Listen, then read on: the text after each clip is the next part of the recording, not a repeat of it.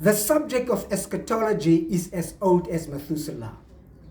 This was a subject that was addressed by many of the biblical authors, including the Lord Jesus Christ, who, when he was walking the face of the earth, got the attention of the disciples when he discussed this.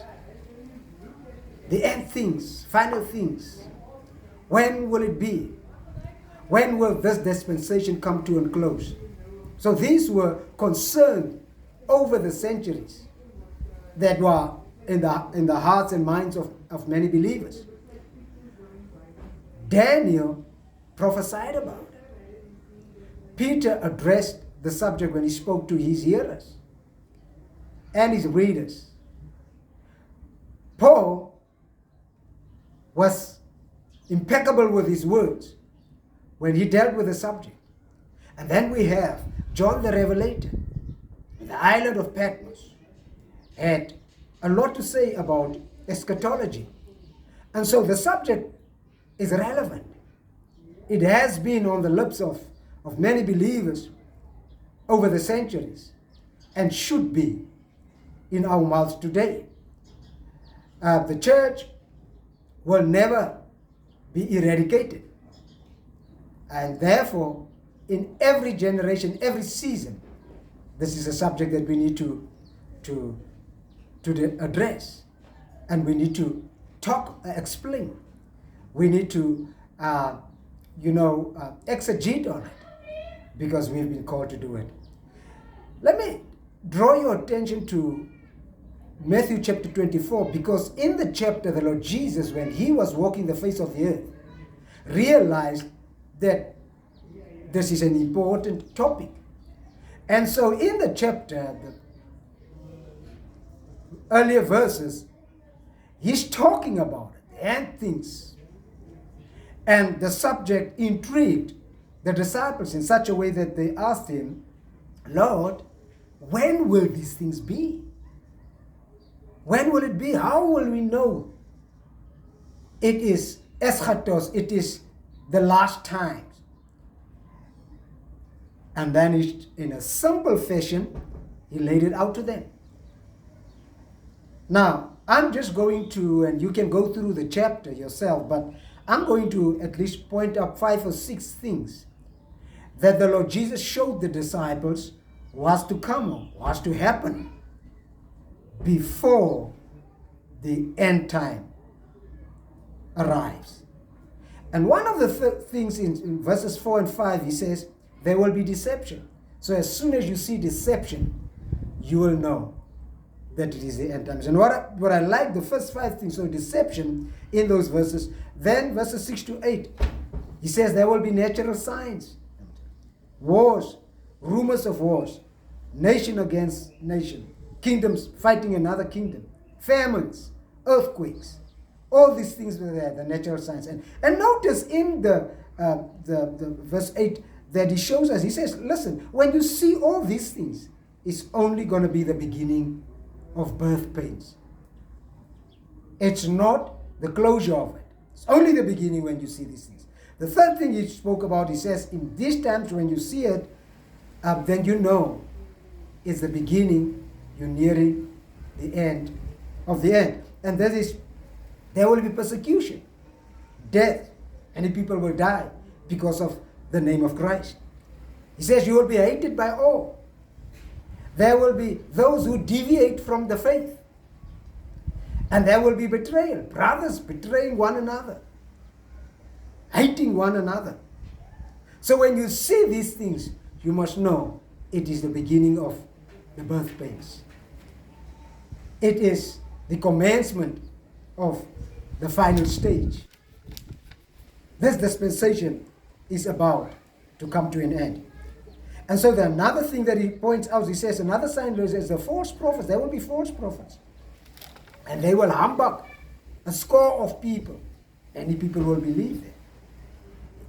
The next point is, he said, there will be, the love of most people will grow cold. And notice that these things that we will see in the last days are not just things that will take place outside of the church. Even inside the church, the love of many will grow cold. Inside the church, there will be persecution. They will be hating one another. They will deviate from the faith. They will betray one another inside the church. But verse 14, he reveals that the gospel of the kingdom will be preached in the whole world. When you see the gospel being preached in on the globe, then you must know the end will come. Then the end will come. Now, have we seen wars? Have we heard about wars? Have we seen kingdom fighting each other? Is there deception in our day and time? Are believers being persecuted for believing in the name of the Lord Jesus Christ? Are there people who are laying down their lives for the sake of the gospel of Christ? Are there believers who are hated by others? Are there those who are backsliding? Is there betrayal? Do we have false prophets who just prophesy good things and beautiful things, and the prophecies are void of God's truth? Do we have deception in the world? It looks like the real deal, but in mere fact, it is not. It looks like the real pastor, the real preacher, but in actual fact, it is not. Have we noticed these things? If it's there, then we know we can continue to discuss the subject of eschatology. I would like to leave you with a verse. Job chapter 23 and verse number 10, because this is what I have resolved in my heart. It reads, "But he knows the way that I take. When he has tested me, I will come forth as gold. My feet have closely followed his steps. I have kept to his way without turning aside." This is something that I purposed in my heart many, many years ago. Until this day, still is the case. That whatever comes, whatever may come my way, that I will not turn aside. I will be tested, but I will come forth as gold. Let's talk about it. Let's keep on noticing what's happening around us. Just about 48 hours ago, in Joburg, South Africa, there was an earthquake. Right now, we know what is taking place in the earth. The wars and rumors. I don't have to repeat the list of things taking place. But this was a subject that the Lord Jesus touched on. And he gave the answers answered the questions of the disciples when they wanted to know the end things. When will it be? And my prayer is that God will keep on, the apocalypse on the subject will be there. In other words, God keep on revealing his word to us so that we can be better believers, better followers. God bless you. God bless you. And God bless you. Till next time. Bye-bye.